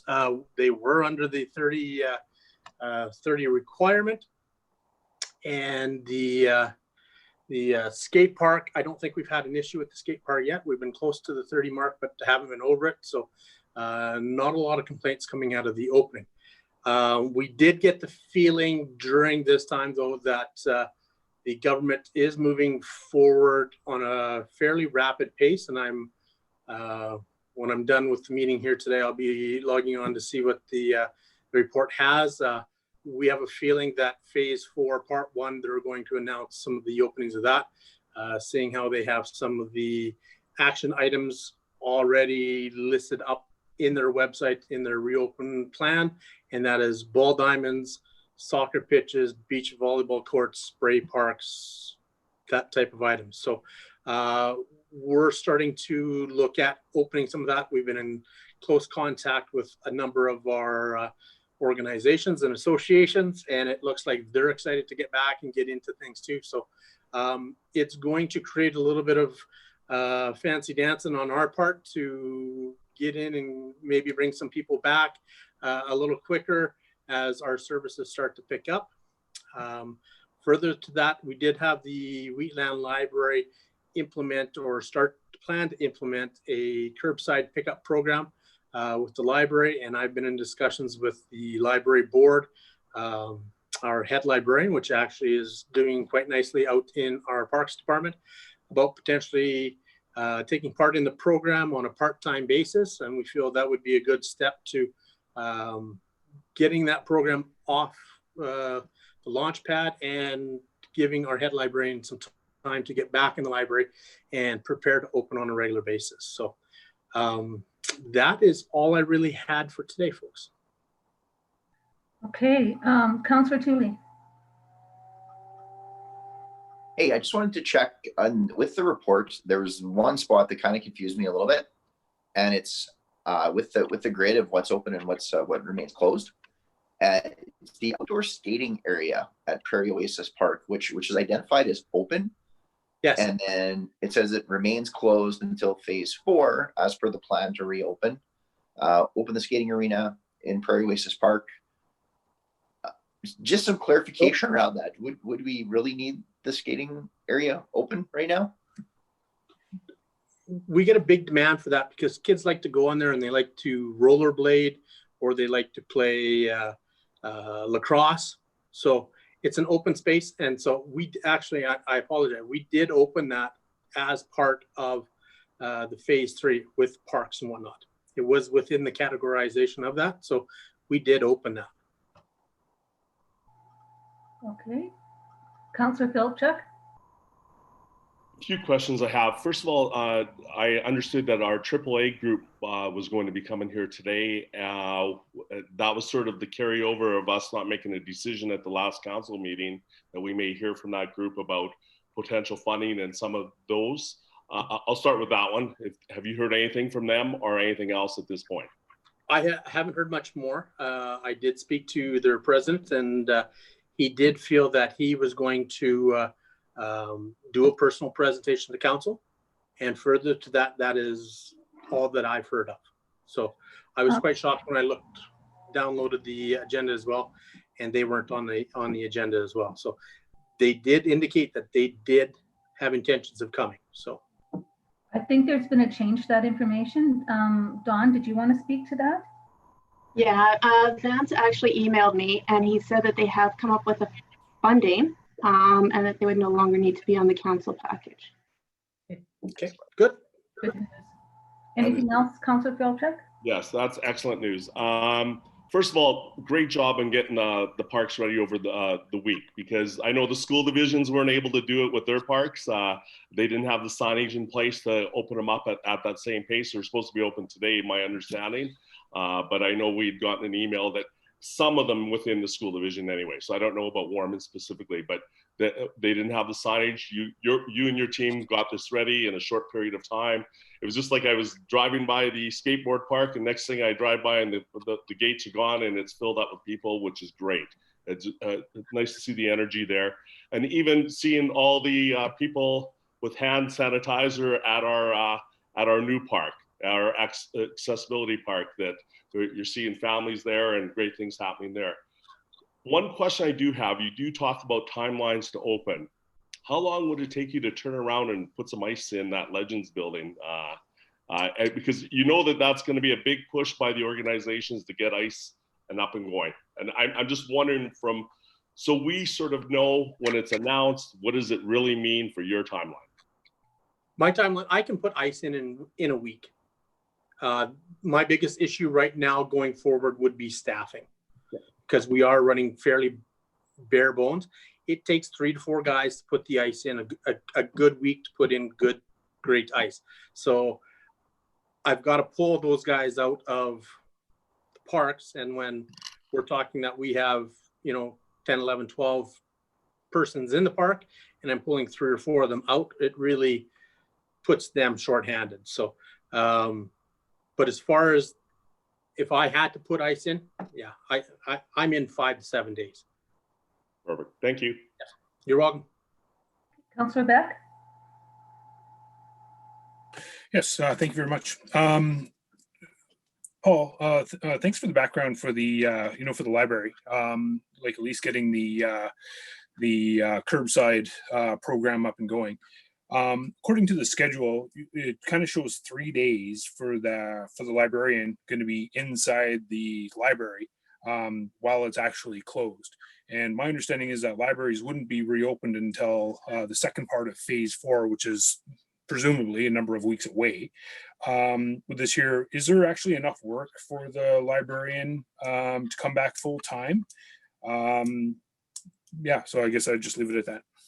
The librarian will not come back full time. It is phase 4, part 2 that libraries are to open. So this is a curbside program only. I have spoken to the school about potentially having 1 staff member in a part-time role, and in conjunction with working with parks and the library, we are talking about this being a 2-day program now for curbside pickup. So it would run Tuesdays and Thursdays. We potentially would run from 10 a.m. to 6 p.m. And then the remainder of the week, the head librarian would return to the parks, to the watering truck, to water Monday, Wednesday, and Friday. Excellent. Thank you. You're welcome. Is there any other questions? Councillor Peterson? Not a question, more of a comment. Me and my wife went through the campground, taking some pictures a little while ago, and the campground supervisor came up, and she was friendly and polite, and I was like really, really impressed with what she's doing. So I just wanted to, pass that along to yourself, Paul, and to the rest of council. She is very competent at her job. She is very friendly and very knowledgeable what her role is. She's itching to take on more work because she's slow. So she's actually put in a request to open the washrooms. She feels comfortable enough to wash and clean and do it multiple times a day. So it's something we're entertaining here, that if we think that it can work and open up, we're probably going to move that way just as an additional service at that campground. Councillor Schramm? Just a note, Paul, and thank you for all the things, getting the playgrounds together. I know that probably was a little hairy to get all that stuff done. My wife and I were walking down the path between King Crescent and I don't know what the Legends street is, but that walking path. And two of the Frisbee things have been knocked over. I just didn't know if you knew that. And I noticed they're secured with some kind of clip. Do they knock over often? And I'm just letting you know they're knocked over. The city-owned disc golf ones are in Zane Dam and Tristian Park and Kessler Park, which are on the west side, and they're cemented into the ground. The ones that you're at are some resident in the back there. Put them out, and they're portable, so they just are a stand. So those that you saw knocked over are not ours, but we don't have an issue with people putting them up and practicing in their backyards or in the parks. So those aren't cities; those are just a residence. Okay, thank you. You're welcome. Paul, I noticed in your report you're talking about Canada Day. So I'm just wanting to know, have those messages been sent out to the people that would be expected to have messages for that virtual program? Because I've not received anything. So I know this is kind of the schedule that Coralie was playing with. Whether they've been sent out, I am unaware at this point in time. I know she was putting it together last week as a finalization. She was checking with the federal website to see what their virtual program was going to look like, and they hadn't put out anything as of yet either. So I can't answer whether it's gone out to the people that need it, that it needs to. So, but I will follow up. okay, good, thank you. And for fireworks, will the fire department, of course, will be instrumental in that, right? That is correct. Yeah, everything's done through them. And so, and they will be done in the same location, the dog park area and all that kind of stuff? Yeah, we had changing them around so that maybe we'd go more to the center of town, but I think they're going to stay at the dog park. And people, when they come to watch, they're usually in their vehicles then, or? Yes, we'll have to social distance when we have a lot of participants that come to view. That are on the ball diamond at Lions Park or in Lions Park or on the high school football field. So we'll put that message out there that they'll have to self-distance, just like our residents and our people of Saskatchewan are doing with beaches. So. Okay. All right. That's all the questions I have. Is there anything else that you wanted to bring forward, Paul? That's all I have at this time. Okay, thank you. Okay, moving down to protective services. Russ. Hello, Mayor and Council. Can you hear me? Yes. Yes, very good. No action items on my report. You have it in front of me or in front of you. The first part of the month started out fairly quietly and ended with a bang. And other than that, it's business as usual in the new normal. So you have my report in front of you if you have any questions. Is there any questions for us? Councillor Schramm. Yes, Fire Chief Austin. What are we doing? Are we still having troubles with ambulance service? Oh, with delays? Yes. We've only had it happen once when the pandemic was happening. Basically, EMS in Saskatoon was running at I would guess 10% of capacity. So the north end base that services this area of the province, or the Warman, Martinsville, Osler, Dalmany area, normally those ambulances are running non-stop. They don't stop for lunch. They don't do any of that stuff.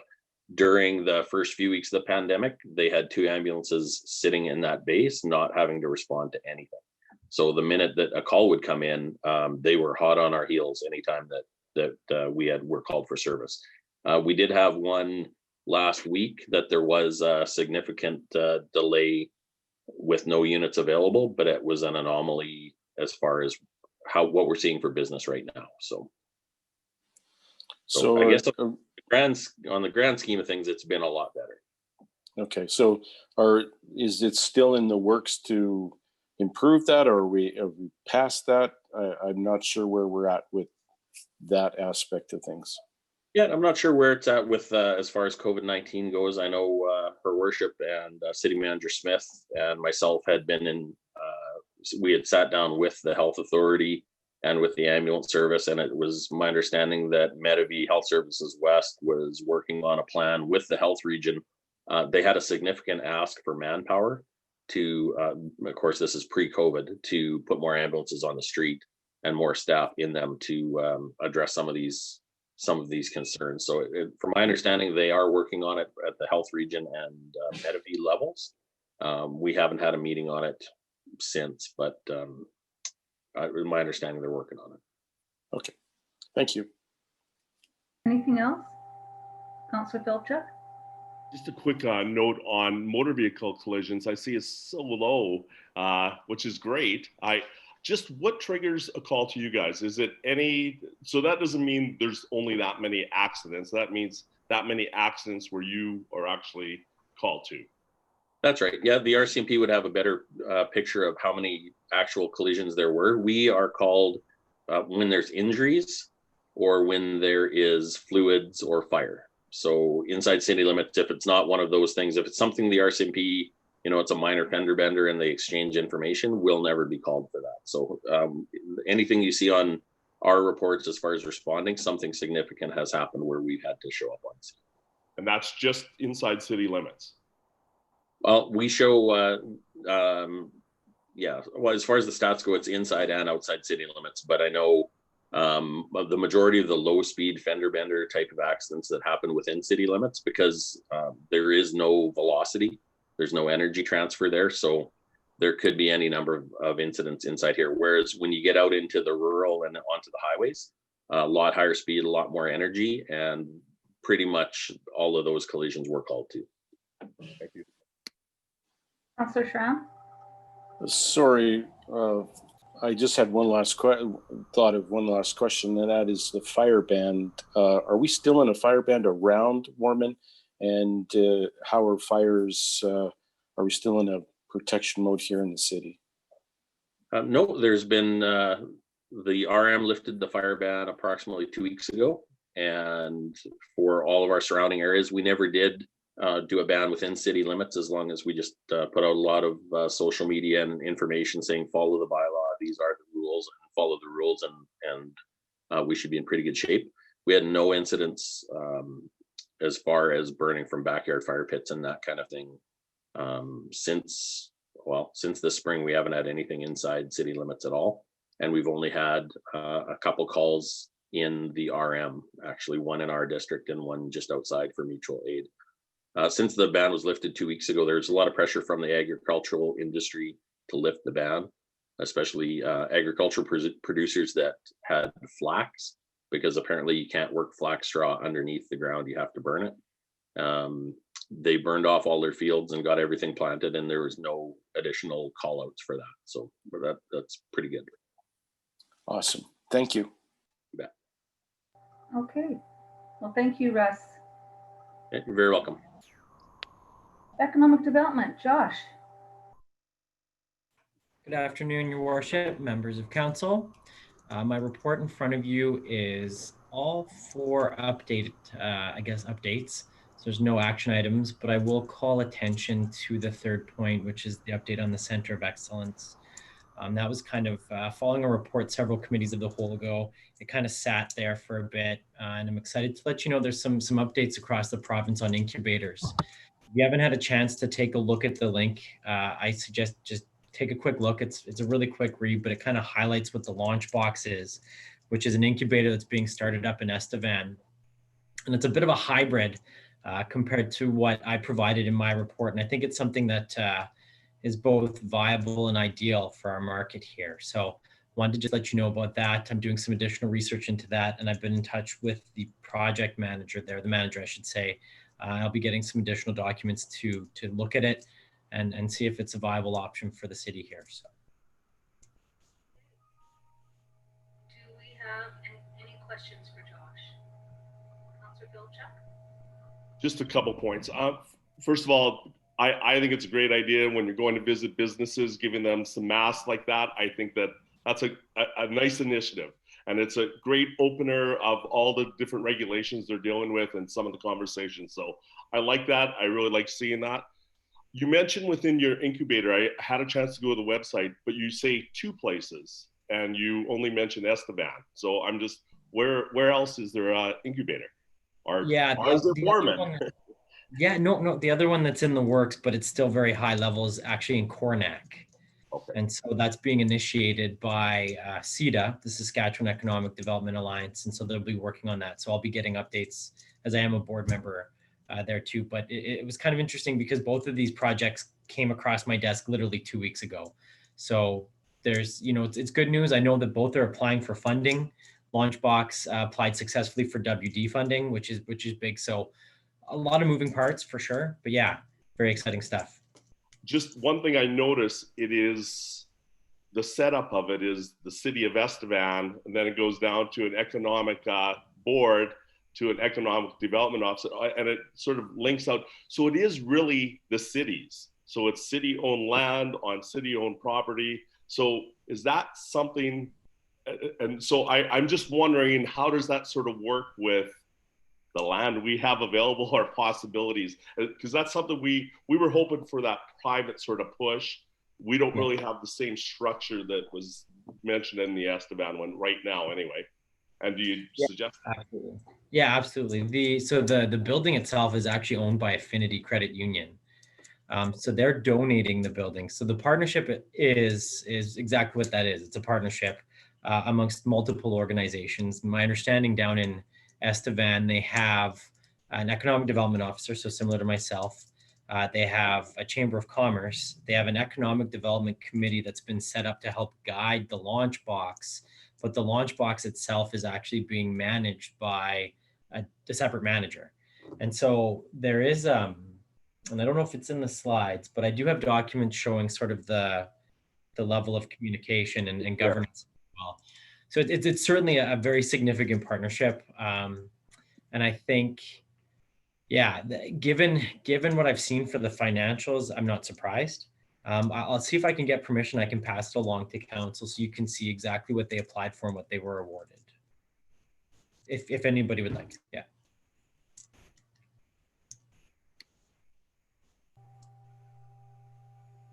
Any other questions? Okay, thank you, Josh. Thanks, everyone. Communications, Aaron.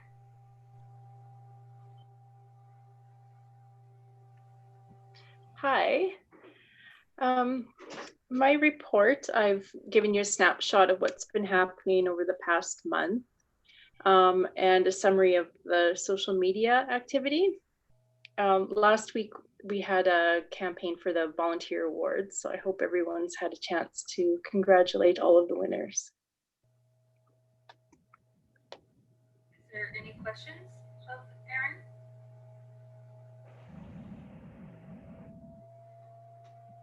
Well, thank you, Aaron. We appreciate all the work you're doing, getting the word out to our community about what's happening with COVID and what's opening and what's closing. I think there's been really good communication, because people do seem to be, they know where to go if they want to find out some of the answers. So staying on top of that has been really, really important. So I thank the city for doing that. Thank you. Is there anything else? Okay, I can't, so is it only just 3 o'clock and we're done?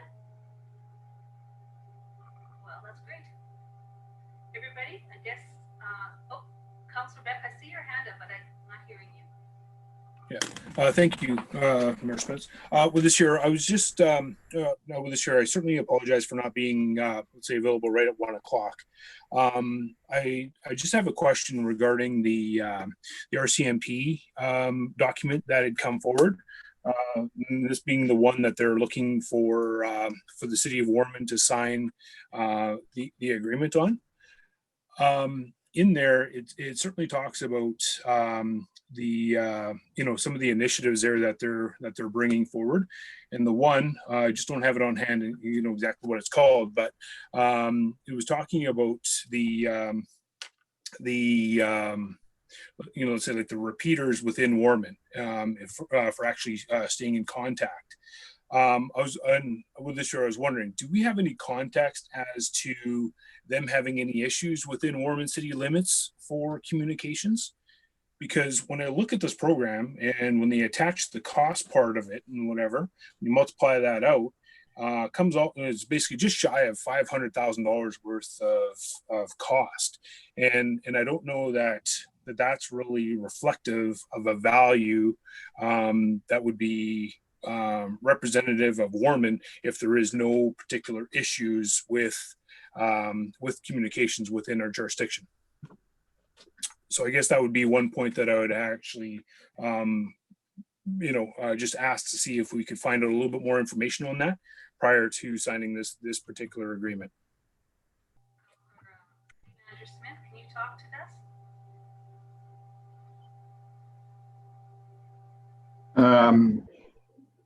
I did. Sorry, trying to.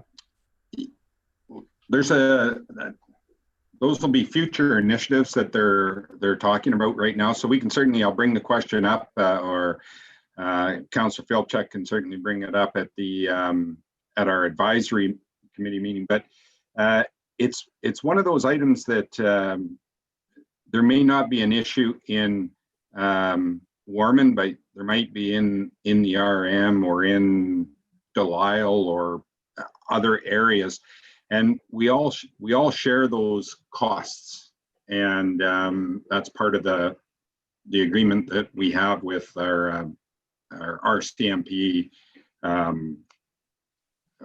agreement that was signed in 2012, operation agreement. So again, I think they're just letting us know that there's going to be, I didn't see, it's the mobile repeaters installed in police vehicles to assist with radio reception signal coverage issues in remote and rural areas across Saskatchewan. So I think it's just an initiative that they're putting F division wide, and so therefore it'd be part of the direct costs. I don't think it's, whether other communities would be in or out or have, it's for the safety of the officers, I believe, is the intent. And it said the estimated cost to install the mobile repeaters in all the vehicles within the municipal under the contract is $157,000 annually over the 3 fiscal years. So, but we can get that information at the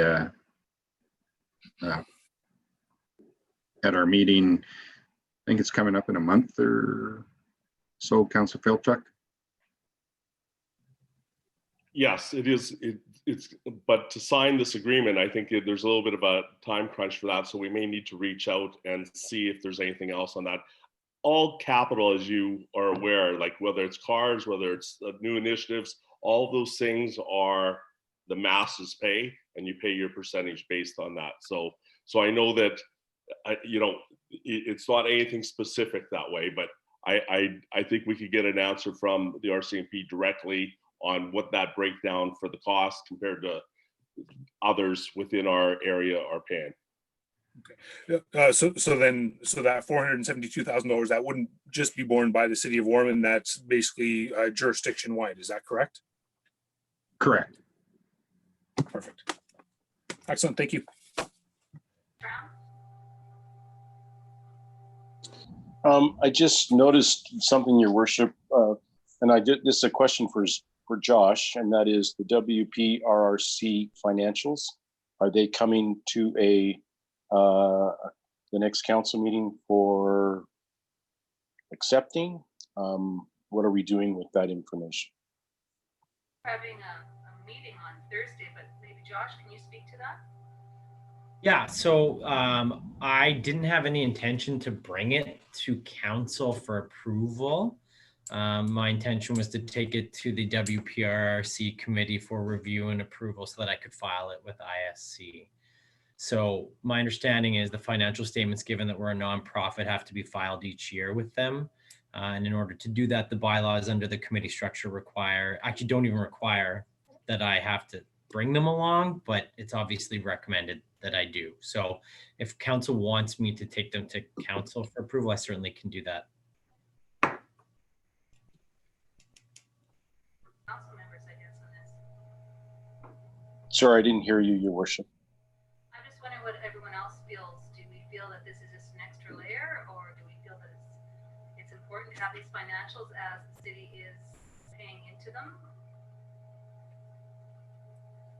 Would we like to see this extra layer come through council of the financial, even just a report? But I guess put your hands up if you'd like to see it come through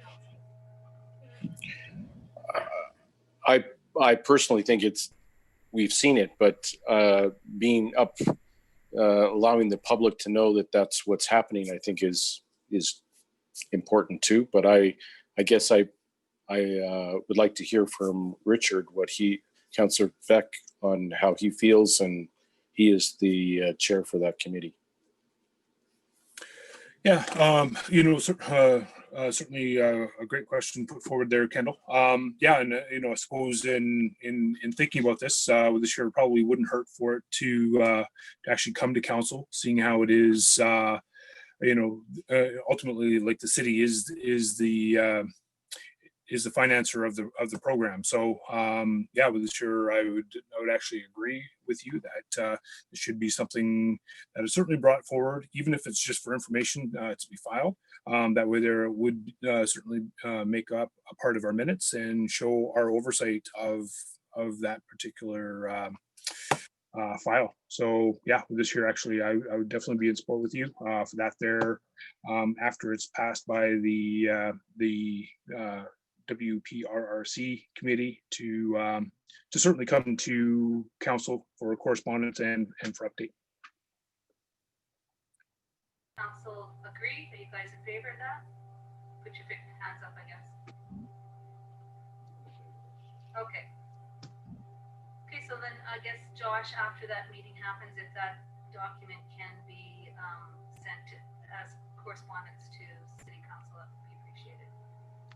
Yeah, for sure. I can do that. Absolutely.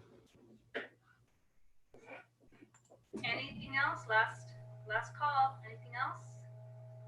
Okay, well, thank you, everyone. Everyone have a good afternoon, and we'll talk again. Bye now. Thank you.